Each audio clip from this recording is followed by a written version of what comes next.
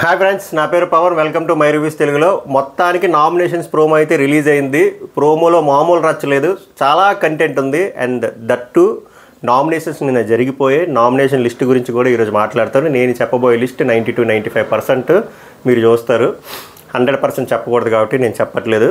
And ప్రోమోలోకి వచ్చేసరికి nominations ప్రోమోలో ఆ కట్టేసిన కుక్క ఎవరో చెప్పండి సార్. నాకు ఎవరిని ఉద్దేశించి మన మణికంఠ బాబు ఆ కట్టేసిన కుక్కలా నేను మొరగను అరవను అన్నాడు కదా, ఆ కట్టేసిన కుక్క ఎవరో చెప్పండి.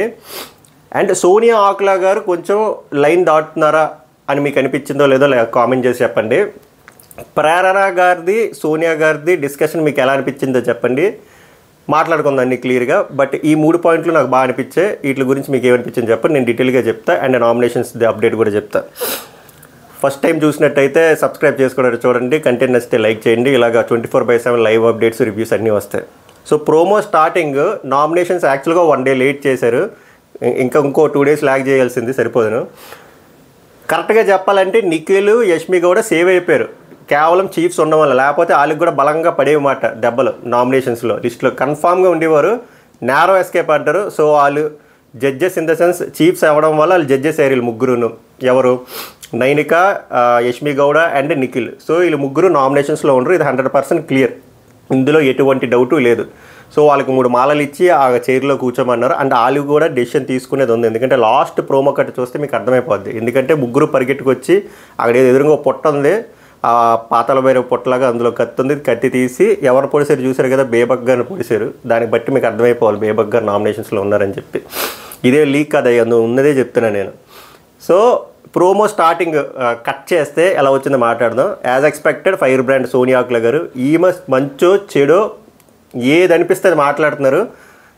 ఈమెకి ఫస్ట్ నెగిటివ్ వచ్చింది, బట్ ఇప్పుడు యాజ్ ఆఫ్ అయితే పాజిటివ్గా ఉంది. బట్ ఈమె నిలబెట్టుకోరో లేకపోతే రతికలా తయారవుతారో మనకు తెలియదు. బట్ యాజ్ ఆఫ్ బాగానే ఉంది. బట్ బోత్ సైడ్స్ ఉన్నాయి.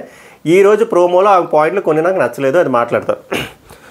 అక్క మన సోనియా ఆకుల గారు బేబక్ గారికి పాయింట్ వేసి బేసిక్గా ఆమెకి యష్మి గౌడ కానీ నిఖిల్ కానీ ఉంటే వాళ్ళిద్దరికి గుద్దేసేవారు కన్ఫామ్గా. అక్కడ ప్రాబ్లం ఏంటంటే అక్కడ ఉన్న ముగ్గురికి గుద్దేసేది ఆమె. వాళ్ళ ముగ్గురు జడ్జెస్ అయిపోవడం వల్ల ఈమెకి సెలెక్ట్ చేసుకోవడానికి లేరు. సో ఈమె ఎవరిని సెలెక్ట్ చేసుకోవాలి, ప్రాణాన్ని సెలెక్ట్ చేసుకుంది, బేబక్కని సెలెక్ట్ చేసుకుంది. ఇంక మిగిలిన వాళ్ళకి పాయింట్ లేవు ఆమెకి సెలెక్ట్ చేసుకోవడానికి. సో బేబక్క దగ్గరికి వచ్చేసరికి పాయింట్ తక్కువ అయిపోయింది అనిపించింది. ఏమని చెప్పింది, నిన్నటి పాయింటే, మీకు మా ఆకలి ఇర్రెస్పాన్సిబుల్గా చూసినట్టు అనిపించింది, నాకు అది నచ్చలేదు. అంటే ప్రెషర్ కుక్కర్లో ప్రెషర్ ఎంత ఉంటుందో మనకు తెలియదు కదమ్మా, అది అయ్యే వరకు నేను ఆగాలి కదా అని బేబక్ గారు చాలా సున్నితంగా చెప్పారు. కరెక్టే కదా, అది ప్రెషర్ ఎంత ఉంటుందో ఆమెకు తెలియదు. మేము ఇంటెన్షనల్గా చేయలేదు. బట్ ఈమెకి పాయింట్లు లేవు. ఇంక ఇదే పాయింట్ ఉంది, ఇర్రెస్పాన్సిబుల్, సరిగ్గా రెస్పాన్సిబుల్గా బిహేవ్ చేయట్లేదు, మెయిన్గా కిచెన్ హెడ్ అన్నప్పుడు అని చెప్పి పాయింట్ వేసి గుద్దేశారు. ఆమె వెర్షన్ కూడా బాగుంది కదా, ప్రెషర్ కుక్కర్లో ప్రెషర్ ఎంత ఉంటుందో ఆమెకి ఎలా తెలుస్తుంది. అండ్ దట్టు ఆమె మెడికల్ కండిషన్ కూడా, నేను బాల్ హెల్త్ కండిషన్ కూడా యాజ్ ఎ ఉమెన్గా ఆమె అర్థం చేసుకోవాలి. బట్ గుద్దేశారు. ఆ డిస్కషన్ అయ్యింది. మీరు చెప్పాల్సింది అక్క, మీరు అక్కడ కూర్చోవాల్సింది అని చెప్పి. ఇంకేమంటుంది బేబక్క అక్క షాక్ అయింది. ఇంకా జడ్జెస్ ఇక్కడ ఏమంటే వీళ్ళిద్దరు మాట్లాడుకుంటున్నారు, ఇంకా అయిపోయింది నా నామినేషన్ అని చెప్పి సోనియా అక్క మాట్లాడుతుంటే లెట్ హర్ స్పీక్ అని చెప్పి మన నైనిక అంటారు. ఇది నా నామినేషన్, నేను చెప్పాలి, నా పాయింట్లు అయిపోయాయని చెప్పి అన్నట్టు మాట్లాడతారు. ఫస్ట్ థింగ్ ఆమె తెలుసుకోవాల్సింది సోనియా ఆకుల గారు, అక్కడ జడ్జెస్ కింద పెట్టారంటే వాళ్ళకు ఎంతో కొంత వాల్యూ ఉంది కాబట్టి పెట్టారు. వాళ్ళు చెప్పింది కూడా మనం పాయింట్లు కన్సిడర్ చేసుకోవాలి. అట్ ద సేమ్ టైం మీరు నామినేషన్లో పాయింట్ మీరు ఇంకోళ్ళకి వేస్తున్నప్పుడు అటుపక్కలు కూడా కంప్లీట్ అయితే తప్ప ప్రక్రియ అయినట్టు కాదు. మీది అయిపోతే సరిపోదు. ఇన్ని అద్భుతమైన లాజిక్లు మాట్లాడిన మీరు ఈ లాజిక్ ఎలా మిస్ అయిపోయి నాకు అర్థం అవ్వాలి. తర్వాత మన వచ్చాడు ఎవరో మన మణికంఠ వచ్చాడు. మణికంఠ వస్తే చాలా భయం వేస్తుంది నాకు. మణికంఠ వచ్చి ఏం చెప్పాడంటే, ఊరికే కట్టేసిన కుక్కలాగా నేను అరవను అని చెప్పి ఆర్జే శేఖర్ భాషను చూసి చెప్తాడనమాట. ఎవడి కట్టేసిన కుక్క నాకు అర్థం కాలే, ఈ లూజ్ ట్యాంగే మనోడికి ఎక్కువైపోతుంది. అండ్ ఇంకో పెద్ద మాట మాట్లాడాడు ఏంటంటే, దానికి కౌంటర్ ఆర్జే శేఖర్ భాష ఏం చేస్తాడంటే, you are not a Big Boss, you are not a judge, నువ్వు ఎక్స్ట్రా మింగక అన్నట్టు చెప్పాడు మనోడు. కరెక్టే, చాలా కొంచెం ఎక్స్ట్రాలు బాగా చేస్తున్నాడు. కావాలని పుల్లలు పెట్టడానికి కూడా ట్రై చేస్తున్నాడు అనిపించింది. మనం గట్టిగా డీకోడ్ చేద్దాం. ఒకటే మన తెలుగు ఆడియన్స్కి రిక్వెస్ట్ చేసేది ఏంటంటే, మెయిన్గా early first week, second week, third week నామినేషన్లో ఎవరికైనా 4-5 ఓట్లు గుద్దేస్తే ఆ హౌస్ మేట్స్ అలాగే తగలడ్డారు. ఒకళ్ళు గుద్దితే చాలు 5-6 గుద్దేస్తారు. మన వాళ్ళకి తెలుసు సింపతి బయట వర్కౌట్ అయితే వాళ్ళకి గుద్దేస్తారని. అయినా కూడా వీళ్ళు ఎమోషనల్ ఆపుకోలేరు. నాకు వచ్చిన సమాచారం ఏంటంటే, మణికంఠ గారికి ఎక్కువ గుద్దారు నామినేషన్లో, చాలా ఎక్కువ గుద్దారు. హైయెస్ట్ ఆయనకే వచ్చింది. ఆయన కూడా నామినేషన్లో ఉన్నారని 99% టాక్. ఇంక మన వాళ్ళు ఇంక తెలుసు కదా, ఇంకా గొర్రెల్లోకి వెళ్ళిపోయి ఓట్లు గుద్దేస్తారు. ఆట చూడరు, ఏం చూడరు, జస్ట్ ఎమోషనల్ ఆ డ్రామాకి పడిపోతారు. ఓకే, మణికంఠ ఇప్పుడు మనవాడికి చెప్పాడు, గట్టిగా ఇచ్చాడు రాజశేఖర్ బాబు, నువ్వు బిగ్ బాస్ కాదు, నువ్వు జడ్జి కాదు, ఎక్కువ మాట్లాడకని చెప్పి. ఇక్కడ మణికంఠ చెప్పిన పాయింట్ గురించి చెప్తా, కాంట్రడిక్టరీ పాయింట్ అండ్ హిపోక్రైట్ అని చెప్తా మణికంఠ. నేను ఎవడు ఏమనుకున్నా పర్లే, మణికంఠ ఫ్యాన్స్ ఏమనుకున్నా పర్లే, మీకు క్లారిటీ ఆఫ్ థాట్ లేదనిపించింది, it's not a opinion, it's a statement. Clarity of thought గురించి నువ్వు మాట్లాడొచ్చా? నీకే నిజంగా క్లారిటీ ఆఫ్ థాట్ ఉంటే గ్రాండ్ లాంచ్ రోజు నిన్ను ఎవడైనా బయటికి తీసుకెళ్ళిపోతాడా ఆడియన్స్ ఇన్వాల్వ్మెంట్ లేకుండా? మరి నీకు అక్కడ క్లారిటీ ఆఫ్ థాట్ ఏం ఏడిసింది చెప్పు. నీకు అసలు మామూలుగా జెన్యూన్గా అడుగుతుంది, నీకు క్లారిటీ ఆఫ్ థాట్ అక్కడ నీకు ఏం ఏడిసింది? అక్కడ నీకు నిజంగా క్లారిటీ ఆఫ్ థాట్ ఉంటే నువ్వు అక్కడ అంత హట్ అయిపోవు, అంత రచ్చ చేయవు, ఒక పెద్దవాళ్ళు అనే మినిమం ఏజ్ కూడా లేకుండా, ఆయనకి రెస్పెక్ట్ ఇవ్వలేకుండా నువ్వు బిహేవ్ చేయవు, నువ్వు అంత ఆవేశంగా శివుడు పాట పాడేవు, నువ్వు అంత యారగంటగా ఎవడు ఫ్యాను నువ్వు అంటే నాకు నేనే ఫ్యాను, నాకు నేనే సెల్ అనుకొని చెప్పవు. నీకు మరి క్లారిటీ ఆఫ్ థాట్ ఉందా? నీకు లేనప్పుడు పక్కోడి గురించి ఎందుకు అయ్యా నీకు? నాకైతే ఇలాగే అనిపించింది, క్లారిటీ ఆఫ్ థాట్ ఈ మనిషికి లేదు అంటే పక్కోళ్ళు అడుగుతున్నారు అనమాట, నీకు క్లారిటీ ఆఫ్ థాట్ ఉందని చెప్పి. ఎంత హిపోక్రేట్ అది. ఓకేనా అంట బొక్కలో ఓకే, ఎందుకు okay?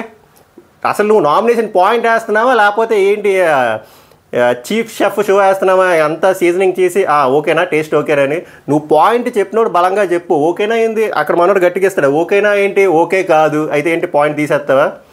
First clarity of thought గురించి మాట్లాడి మళ్ళీ నువ్వు ఓకేనా అంటే నీకు క్లారిటీ ఆఫ్ థాట్ ఎంత ఉంది అక్కడే కదా అర్థమైపోతుంది. ఇది మనోడు పాయింట్లు, ఇంకేం చేయలేం. కామాకి ఫుల్ స్టాప్కి డిఫరెన్స్ ఉంటుంది, అది మీకు తెలియట్లేదు. ఈయన చెప్పాలి కామాకి ఫుల్ స్టాప్కి. ఈయన మాట్లాడిన దాంట్లో ఎక్కడ కామా ఉండదు, ఎక్కడ ఫుల్ స్టాప్ ఉండదు, అసలు వొకాబులరీ ఉండదు. అస్సలు నచ్చలే నాకు ఈయన పాయింట్లు. నామినేషన్స్ లైవ్ అప్డేట్ చూసాక క్లియర్గా చెప్తా, ఒకవేళ ఆయన బాగా మాట్లాడితే బాగా మాట్లాడని చెప్తా. తుప్పాస్ పాయింట్లు ఇలాంటివి చెప్పాను అనుకో, కట్టేసిన కుక్క, క్లారిటీ ఆఫ్ థాట్, అబ్బో గట్టిగా చెప్తా, చాలా ఆనెస్ట్గా చెప్తా. ఎవడు ఏమనుకున్నా పర్లే, ఎవడు ఎంత దారుణంగా రాసిన కామెంట్లు పర్లే, నాకు అనిపించింది నేను చెప్తా. నెక్స్ట్ రచ్చ సోనియా వర్సెస్ ప్రేరణ. ఈ ప్రోమోలో చూపించింది చాలా తక్కువ, లైవ్లో చాలా గట్టిగా గొడవలు అయిందంట. నేను వెయిట్ చేస్తున్నా, 4 గంటలకి లైవ్ స్టార్ట్ అవుతుంది, 12-1 గంట వరకు అవుతుంది. మామూలుగా ఉండవు ఈరోజు, గట్టిగా ఉంటే. నిఖిల్ జస్ట్ మిస్, నిఖిల్ యష్మి కూడా ఉండుంటే బాగున్నాను, బట్ వాళ్ళు కూడా జడ్జెస్లో ఉన్నారు కాబట్టి అక్కడ కూడా అవుతాయి ముచ్చట్లు, బట్ నామినేషన్స్లో ఉంటే బాగున్నాను. సోనియా ఆకులగా ఏం చెప్తుందంటే ప్రేరణకి వేసింది, అది ఎక్స్పెక్టెడ్. ఎందుకంటే అక్కడ నిఖిల్ లేడు, యష్మి కూడా లేరు, ఇంకా మిగిలిన బ్యాచ్ ఎవరు ఉన్నారు, ప్రేరణ. ఓకే, మీకు అర్థమైపోతుంది కదా. నేను డిఫెండ్ చేసుకుంటాను, నీకు పేషెన్స్ ఉండాలి, నీకు పేషెన్స్ లేదు. ఫస్ట్ నేను చెప్పిన పాయింట్ అర్థం చేసుకుంటే నువ్వు నా గురించి నా మాట్లాడితే నువ్వు నా నామినేషన్ పాయింట్ అర్థం చేసుకొని చెప్పి ఇద్దరు అరుచుకున్నారు. ఇక్కడ ఆమెకి ట్రిగ్గర్ అయిపోయింది ప్రేరణకి. నువ్వు ఎవడు చెప్పడానికి, నువ్వు నామినేషన్ పాయింట్ వేసినప్పుడు నేను కావాలంటే రోజంతా మాట్లాడతా, కరెక్టే. ఎందుకు ఆ ప్రక్రియ ఎప్పుడవుతుందంటే, నేను ఒక పర్సన్ని నామినేట్ చేశానంటే ఆ పర్సన్ పాయింట్లు చెప్తాడు, ఆ పర్సన్ అయిపోయిన తర్వాతే ఈ 1-on-1 అయిపోతే నెక్స్ట్ పర్సన్ మూవ్ అవ్వాలి. ఆ పర్సన్ అవ్వలేనప్పుడు నువ్వు ఎలా స్కిప్ చేస్తావు? ఈ సోనియా ఆకుల గారు చేసిన తప్పు ఫస్ట్ దగ్గర, బేబక్క గారి దగ్గర చేసిన తప్పదే, ఇక్కడ కూడా చేసిన తప్పదే అనిపించింది. పాయింట్ ఇక్కడ ఏంటో మనకు తెలియదు, చూద్దాం. బేబక్క గారి పాయింట్ నాకు సిల్లీగా అనిపించింది, పప్పు ఉడకలేదు, సార్ బాగలేదు, ఇవన్నీ లేదు, బాత్రూంలో ఫ్లష్ కొట్టలేదు, ఇవన్నీ సొల్లు పాయింట్లు అనిపించాయి నాకు. ఇవి అయిన తర్వాత పాపం జడ్జిలు కూడా చెప్తుంటే వాళ్ళ మాటలు కూడా దేకట్లే. First you have to respect judges, అందుకని జడ్జెస్ కింద కూర్చోబెట్టారు. ఆ పాయింట్లు అర్థం చేసుకోండి, ఇన్ని సీజన్లు చూసినా మీకు అర్థం కాదు అది. సరే, ఇది జరిగింది. లైవ్ అవ్వగానే నేను స్టార్ట్ చేస్తా.